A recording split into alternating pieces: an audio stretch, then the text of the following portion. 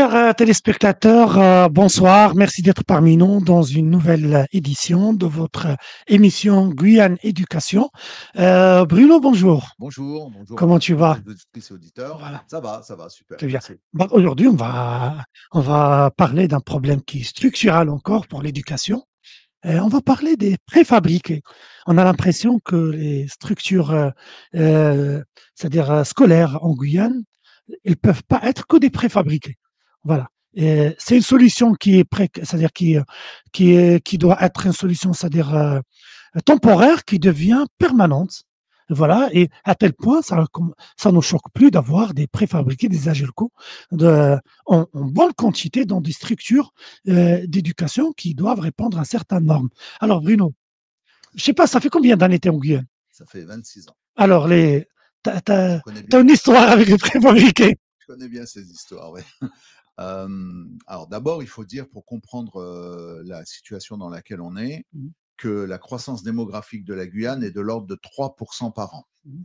Alors ça risque de changer un peu parce que vous avez vu les derniers chiffres des Oui, naissances. oui, 16% de moins cette année 2024 par rapport à 2023. Tout le monde est très étonné. effondrement. Ouais, il y a eu Vraiment. une sorte d'effondrement des naissances. Alors, est-ce qu'il est durable? Est-ce que ça va avoir un impact? De toute façon, la lancée dans laquelle on est, Mhm. c'est un doublement de la population dans les 25 ans. Moi, Mhm. depuis que je suis arrivé, j'ai déjà vécu un Mhm. doublement de la population en Guyane. Quand on dit doublement de la population en Guyane, ça veut dire donc doublement des élèves. Mhm. Ça veut dire qu'il faut donc des écoles, des collèges et des lycées pour pouvoir accueillir ces enfants. Et c'est là Mhm. on a le problème. C'est là où intervient une de nos plus grandes difficultés, c'est la construction des Mhm. infrastructures scolaires pour pouvoir accueillir l'ensemble des enfants. Mhm. C'est le vrai sujet. Mhm. Le vrai sujet. Moi, par exemple, ce que j'ai vécu, c'est qu'en 1999, donc c'était au siècle dernier, Mhm.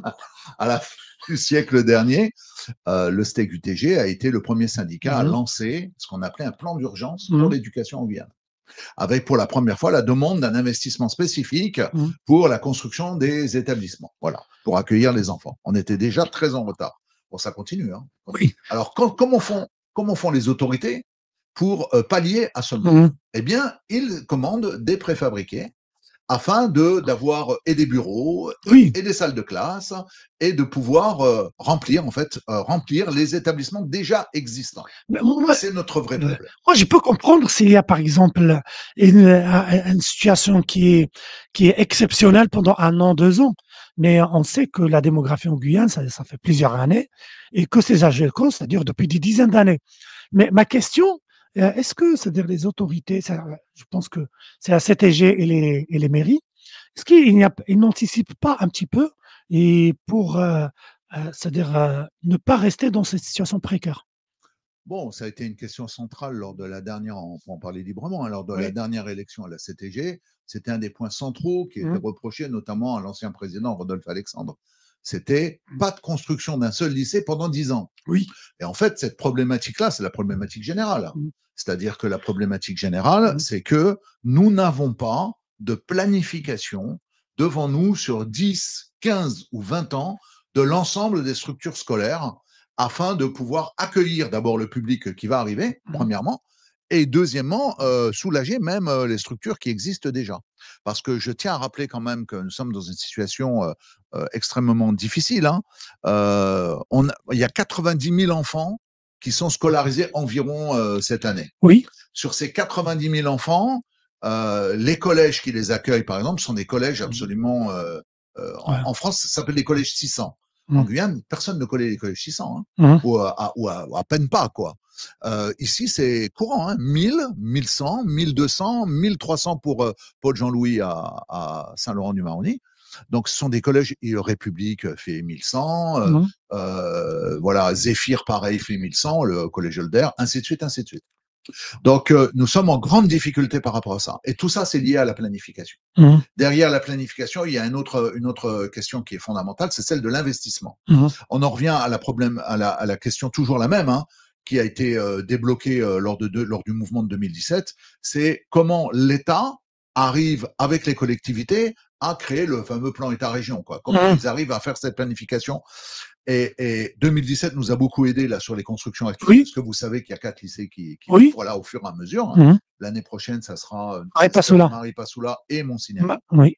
Voilà, donc nous espérons que tout ça, mais c'est lié à quoi? Regardez, le premier volet du plan du protocole de l'accord de Guyane, Mhm. c'est 1,86 milliard. Mhm. Sur 1,86 milliard, il y a eu 450 millions Oui. pour les écoles, pour le scolaire. 450 millions, Oui. ce qui est énorme. Et ça nous a permis Oui. d'avoir des volets pour le primaire, les Mais, écoles et le secondaire mais gratuit. Bruno, c'est 400 millions. Je veux bien que c'est énorme, mais au fait, il y avait plusieurs années où il n'y avait pas d'investissement du tout. C'est ça. Donc finalement, euh, Comment la voilà. région à l'époque, et puis ensuite la CTG a répondu, notamment sous l'ancienne présidence, c'était je prends les lycées qui sont professionnels, j'en fais des lycées polyvalents Oui. et je construis à l'intérieur et puis je mets des préfats. Je crois que le modèle le plus extrême, c'est Melchior Égaré. Oui. Melchior Égaré, qui est un lycée en reconstruction depuis quelque chose comme On les appelle les pyramides. Il y a toujours des travaux et on ne sait jamais quand est-ce que ça va se terminer ces travaux. Je pense qu'il y avait des élèves qui sont devenus des parents, ils ont des enfants et c'est toujours il y a des travaux. Moi, j'aimerais bien voir Melchior Égaré, mais sincèrement, c'est-à-dire, j'attaque personne, mais j'aimerais bien avoir ces travaux, ils vont terminer quand? Ah, bonne question. Voilà, c'est. Mais personne ne peut le dire. Voilà. Bon, ils ont fini l'aile Garé. Là, ils attaquent l'aile Melchior, qui est en très mauvais état. Mais en attendant, c'est le plus gros lycée de Guyane. Oui. Il fait 2200 élèves. Il y a presque 200 professeurs. Ouais. Donc, il faut bien mettre les élèves quelque part. Donc, ça peut devenir. Il y a mais vraiment des rangées. Ça va devenir une commune. Il faut un maire pour Melchior Égaré.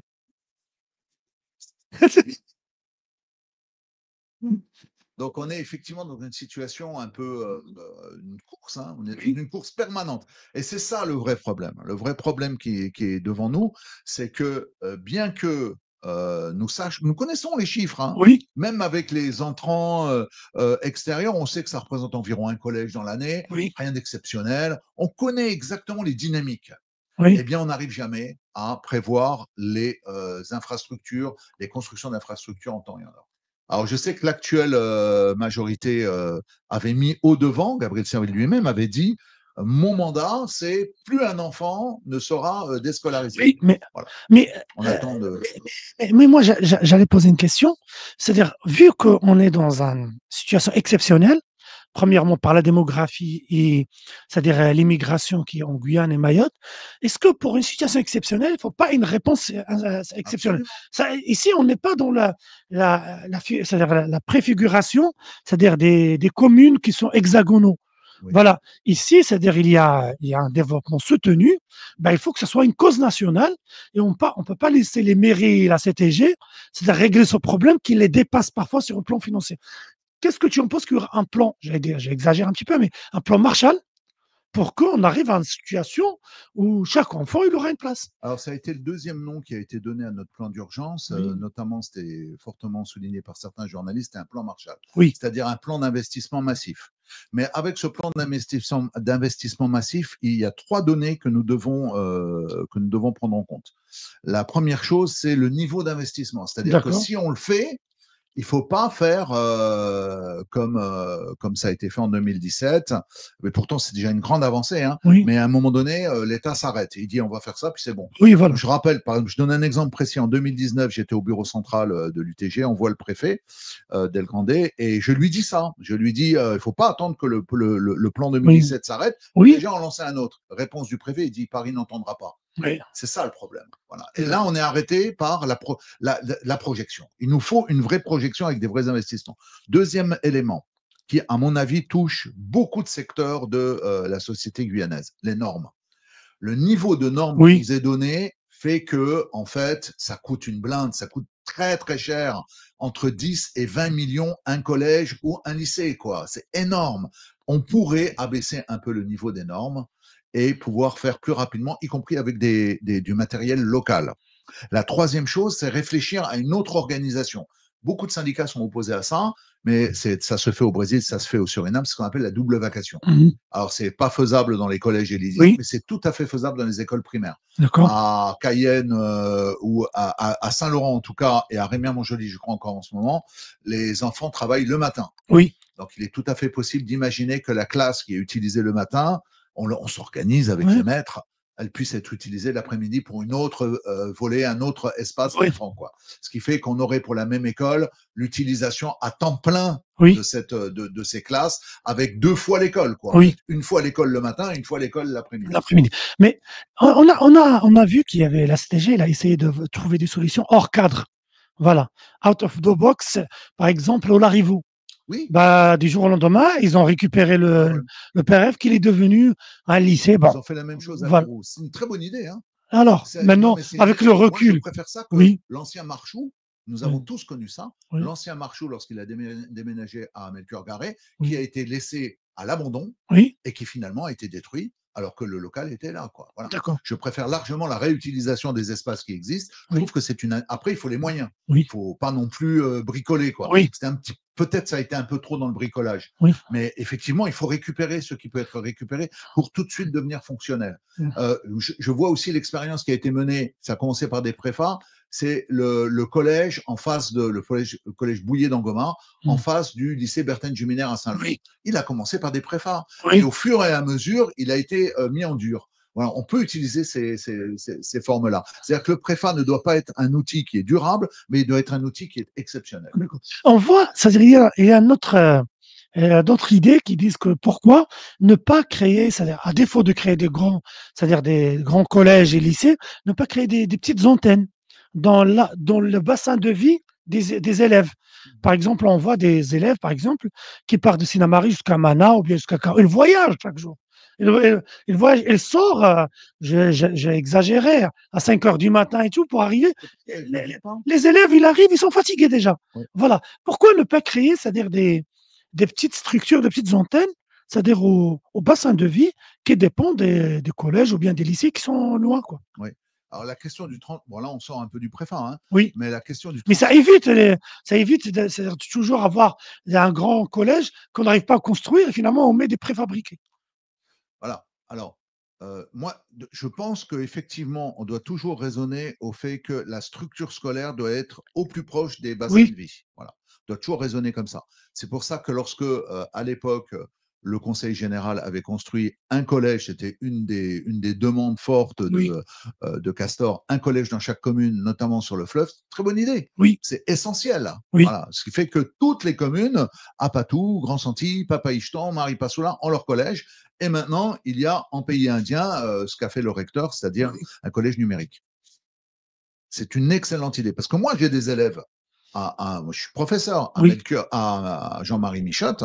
Nos élèves se lèvent, pour certains, à 4 heures du matin.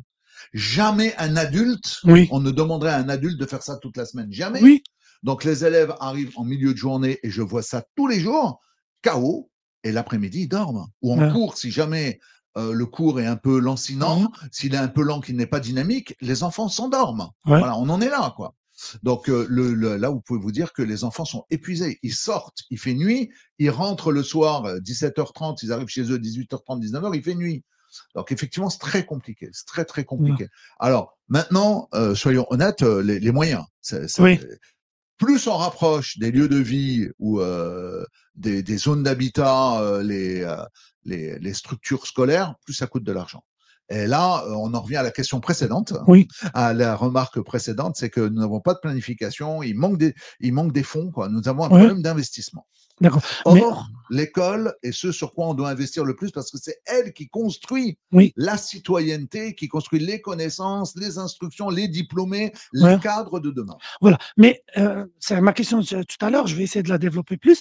C'est-à-dire, c'est que si on a des manques de place et on n'arrive pas, c'est-à-dire à faire une planification par rapport au patrimoine immobilier où il y a l'action éducative où ça se passe, pourquoi ne pas faire, c'est-à-dire une éducation qui est un petit peu je ne vais pas dire éparpillée, mais c'est dispatché en profitant, c'est-à-dire de l'évolution numérique et d'Internet et tout, et faire des classes virtuelles, c'est-à-dire dans des endroits cela permet, c'est-à-dire en attendant qu'il y aura d'autres collèges, c'est-à-dire de ne pas, c'est-à-dire Surchargé. surcharger, c'est-à-dire les collèges et les lycées, et qu'à ce moment-là, on est obligé de mettre encore des AGL cours et encore. Pourquoi, c'est-à-dire on ne peut pas adopter cette solution qui permet d'éviter de transport inutile, de faire réveiller des jeunes, c'est-à-dire à 4 heures du matin, et de toujours, c'est-à-dire de ramener de plus en plus des Angelco, des préfabriqués. Voilà. Alors, la classe numérique, pour moi, hein, et là, je vais donner mon expertise, c'est encore une vraie fausse bonne idée. Pourquoi? Aux États-Unis, depuis 30 ans, ils avaient multiplié à l'université, c'est-à-dire pour des jeunes qui étaient Oui, très autonomes, oui, à l'université, les cours en ligne. oui. Ils sont revenus là-dessus. Parce qu'ils s'aperçoivent qu'en fait, ce qu'on appelle la remédiation, Mmh. le fait, quand tu as des acquis, de ne pas pouvoir les suivre, eh bien, fonctionne très difficilement en numérique. Mmh. Pourquoi? Parce que, en fait, il te faut quelqu'un en face de toi ou avec toi Oui, un pour cadre. pouvoir. Mais oui, Mmh. il faut quelqu'un qui t'aide à passer les différentes étapes Oui, de ce qu'on appelle les apprentissages cognitifs, quoi. oui. Se rajoute, donc, c'est très compliqué. C'est Mmh. très compliqué de ce point de vue-là. Le numérique peut être un support, Mmh. mais ne peut pas être tout. Moi-même, je connais bien cette question Mmh. puisque j'ai participé à la construction d'un diplôme entier, Mmh. le DAUA, en ligne, Mmh. à l'Université de Guyane. Mmh. Donc, avec le professeur Cochard, ça remonte maintenant à 9 ans, hein. Mmh. Donc, ça a été une masse de travail très importante. Mmh. Et cette masse de travail a abouti à un outil Mmh. qui ne pouvait pas être utilisé entièrement comme cela. Et pourtant, je vous assure que ce qu'on avait fait était Mmh. extrêmement interactif, très interactif. Mais ça ne suffisait pas. Donc, on a dû passer au fait qu'on fasse un système hybride. Mmh. C'est-à-dire qu'à la fois, il y a du présentiel, Un mixte. un mix, ouais. À la Oui. fois, il y a du présentiel et à la fois, il y a du distanciel. Deuxième chose qui est encore plus forte pour les enfants, et moi je veux insister là-dessus parce que il y a un pays nordique qui est revenu là-dessus, qui avait donné des tablettes à tout le monde et ils sont revenus au Mmh. niveau. C'est que quand on est petit, on est dans les apprentissages, comme je le disais dans l'émission précédente, psychosociaux. C'est-à-dire qu'on n'apprend pas que à apprendre. On ne fait pas que apprendre. On apprend à interagir avec un groupe. On apprend à prendre la parole. On apprend à se tenir. On apprend à se retenir. On apprend à demander la parole. On apprend à construire la parole devant les autres, ainsi de suite. Tout ce qui est donc ce qu'on appelle le développement psychosocial. Euh, Ceci ne marche pas avec le numérique. C'est comme si vous me disiez, pour faire passer le temps d'un enfant de 2 ans ou 3 ans, on va lui mettre le téléphone portable ou la télé. Oui. On connaît les ravages. Oui. Hein, je ne sais plus quel patron d'un GAFA a dit, moi, mes propres enfants, je ne fais pas ça avec Oui. eux. Je leur donne pas de portable avant 6 Oui. ans. Pourquoi il dit ça? Il dit ça parce que c'est la relation humaine qui construit l'humain. C'est pas le robot qui construit l'humain. Oui. C'est pas l'écran qui construit l'humain. Ce qui construit l'humain, c'est la relation humaine. C'est l'interaction humaine, y compris quelquefois se toucher. Les enfants ont besoin quelquefois qu'ils se touchent, qu'on se touche. Oui. Voilà. Une interaction humaine, quoi. Il faut qu'il y ait une interaction humaine. C'est l'histoire de j'apprends à écrire. Moi, j'étais très, très porté là-dessus. Il y a, lorsque Blanquer était recteur ici, Oui. j'étais très, très porté sur le fait que je disais aux élèves, vous pouvez prendre vos notes sur informatique. Venez avec vos ordi, vous pouvez prendre des notes. Ben, je suis revenu là-dessus. Parce qu'en fait, qu'est-ce qu'ont démontré les dernières recherches? C'est que le fait d'écrire à la main, Oui. eh bien, en même temps qu'on écrit à la main, on construit sa pensée. Oui. Et il y a une interaction directe entre les deux phénomènes. Mmh. Or, l'ordinateur, c'est pas la même chose. Voilà. D'accord. Donc, il nous faut bien réfléchir à ces questions, hein, parce Mmh. qu'autrement, nous allons faire des enfants qui vont être en difficulté par la suite. Voilà. Donc, oui, on peut utiliser l'outil numérique, mais il faut qu'il soit bien cadré et qu'on n'oublie jamais l'humain. Voilà, on oublie. Alors, je vais vous donner un exemple précis, puisque cette question est notamment posée en ce moment sur les communautés amérindiennes, autochtones Mmh. du Haut-Maroni, puisque c'est là que l'expérimentation Oui. se fait. Mmh. Au Brésil, ils ont décidé de faire totalement différemment Mmh. pour les populations autochtones. Ils envoient des professeurs Oui. en mission D'accord. sur alors il y a le programme sur l'année et il Oui. est séquencé en différentes matières. Oui. Ils envoient le professeur de la matière pendant 2 mois Oui. sur le terrain et il est là et il ne fait que sa matière. Oui. Lorsque l'ensemble. En module. Un module. Oui. Un module, comme on pourrait dire ça. Oui. Que sa matière. Si c'est français, si c'est sciences et vie de la Terre, Ouais. si c'est EPS, ainsi de suite, ainsi de suite. Et il fait que ça. Ensuite, il est ramené, donc il est bien payé. Oui, Pas besoin de construire tout un collège. oui, Il suffit de construire une structure, une école, et de oui, se servir de l'école primaire ou oui. d'un appendice de l'école primaire. Et ensuite, un autre professeur arrive et il fait l'autre C'est pas tous les population. professeurs en même temps. C'est-à-dire, Jamais. voilà.